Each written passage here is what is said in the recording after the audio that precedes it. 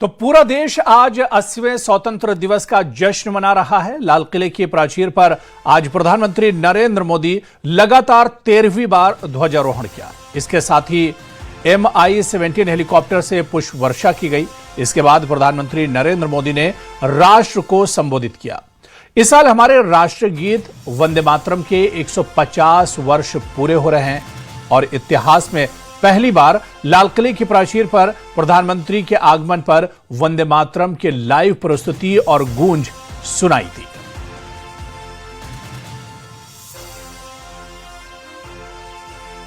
तो वहीं विकसित भारत के लिए प्रधानमंत्री मोदी ने लाल किले की प्राचीर से सप्तधारा की शक्ति का आह्वान किया।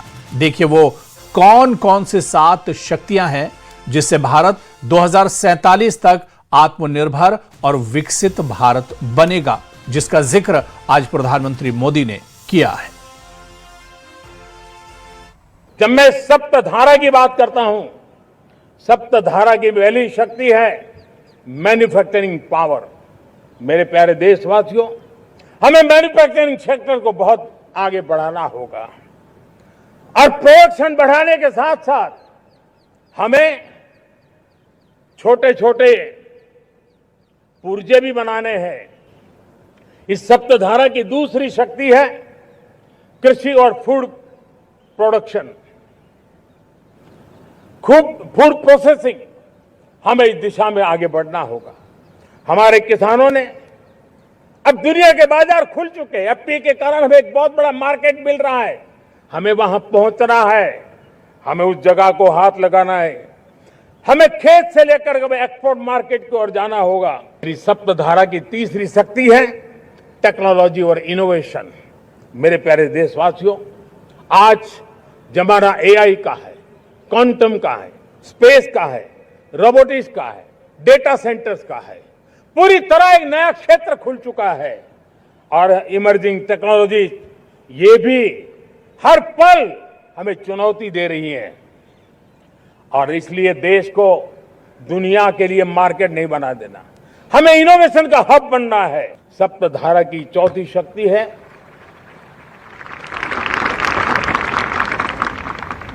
गति शक्ति। यह गति शक्ति देश के अंदर सीमलेस फास्ट कनेक्टिविटी पर हमें बल देना होगा।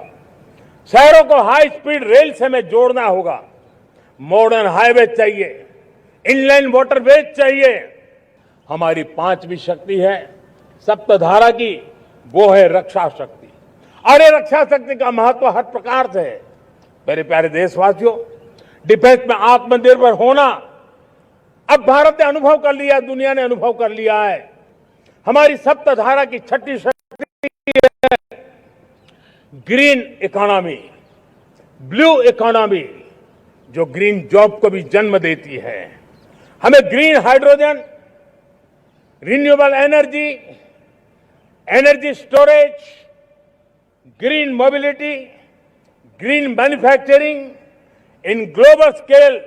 भारत सप्तधारा की जब बात करके लेकर चला है तब हमारी 7वीं धारा है और दुनिया के लिए इसका अपना भी एक महत्व है और वो है भारत का सॉफ्ट पावर। भारत के सॉफ्ट पावर की ताकत है। आज योग ने पूरी दुनिया को भारत के साथ जोड़ के रखा हुआ है। योग दुनिया के लिए एक ऊर्जा बनता जा रहा है, भारत के लिए विश्वास का बड़ा कारण बनता जा रहा है।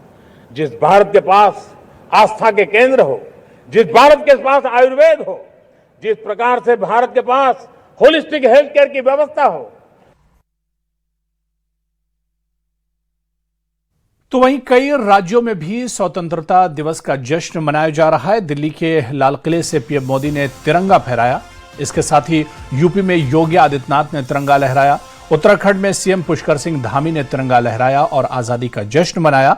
मध्य प्रदेश में सीएम मोहन यादव और तमिलनाडु में सीएम विजय ने तिरंगा लहराया। वहीं जम्मू कश्मीर में भी डॉक्टर जितेंद्र सिंह ने तिरंगा फहराया।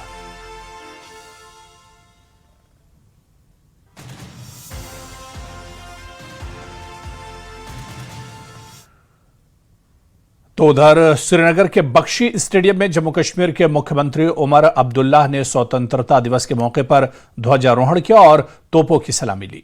इस दौरान हेलीकॉप्टर से स्टेडियम में पुष्प वर्षा भी की गई।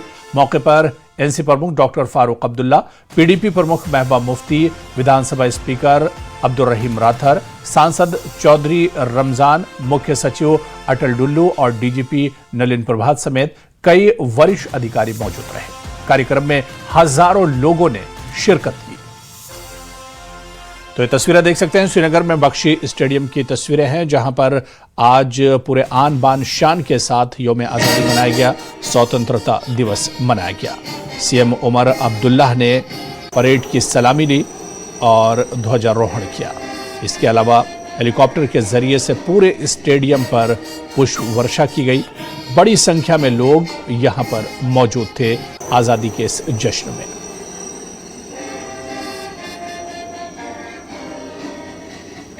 इस हिंदुस्तान को बनाने के लिए 80 साल पहले इन बहादुर लोगों ने लड़ा, अपनी जान की कुर्बानी दी। जिस हिंदुस्तान का जिक्र मैंने शुरू में किया, सारे जहां से अच्छा हम बुलबुलें हैं इसकी, ये गुलसिता हमारा, क्या वाकई हमने वो हिंदुस्तान कायम किया है? अगर नहीं तो क्या करना बाकी है? शायद आजादी के 80 साल बाद ये अच्छा मौका है कि हम इस पे सोचें और आगे के लिए जो दुरुस्त किया जा सकता है वो करें। हिंदुस्तान की फौज यहां पहुंचने से पहले जम्मू कश्मीर के लोग थे जिन्होंने कबायलियों का मुकाबला किया, जिन्होंने पार से भेजे हुए घुसपैठियों का मुकाबला किया, जिन्होंने पार से भेजे हुए फौजियों का मुकाबला किया। हमलावर खबरदार, हम कश्मीरी हैं तैयार। हर शहर में, हर गांव में, हर गली में, हर घर में ये नारा गूंजता रहा। जिनके पास हथियार थे उन्होंने हथियार इस्तेमाल किए, जिनके पास हथियार नहीं थे उन्होंने नकली बंदूकें दिखाई और घुसपैठियों का मुकाबला किया। उधर जम्मू के एमए स्टेडियम में स्वतंत्रता दिवस का भव्य समारोह आयोजित किया गया। उप मुख्यमंत्री सुरेंद्र चौधरी ने तिरंगा फहराया और स्वतंत्रता दिवस परेड में हिस्सा लिया। इस दौरान एमए स्टेडियम में बड़ी संख्या में लोग मौजूद रहे। पूरे परिसर में देशभक्ति का माहौल देखने को मिला।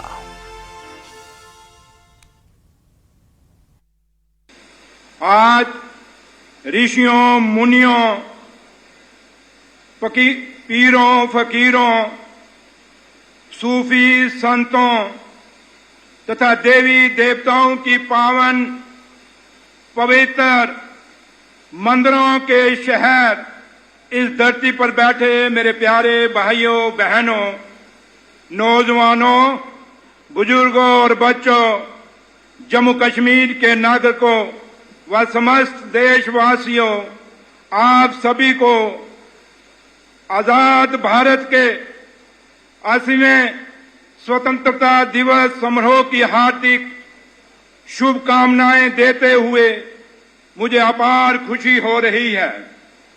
इस अवसर पर मैं बधाई देता हूं अपनी सिक्योरिटी फोर्सेस और देश की सेना को तथा जम्मू कश्मीर के हमारे जवानों को जो हर वक्त जम्मू कश्मीर की सुरक्षा में मुस्तैद रहते हैं। आज हम उन शहीदों को भी नमन करते हैं जिन्होंने कुर्बानियां देकर देश को गुलामी से आजाद करवाया। भाइयों और बहनों, आजादी के लिए संघर्ष सन 1857 में शुरू हुआ था। इस प्रथम भारतीय स्वतंत्रता संग्राम में मंगल पांडे, नाना साहब, तात्या टोपे, बेगम हजरत महल, कुंवर सिंह, बहादुर शाह जफर, रानी लक्ष्मीबाई आदि स्वतंत्रता सेनानियों ने प्रमुख भूमिका निभाई। इस स्वतंत्रता संग्राम में भारतीय सैनिकों के साथ साथ राजाओं, नवाबों, किसानों, नौजवानों, महिलाओं और आम जनता ने ब्रिटिश शासन के खिलाफ मिलकर संघर्ष किया।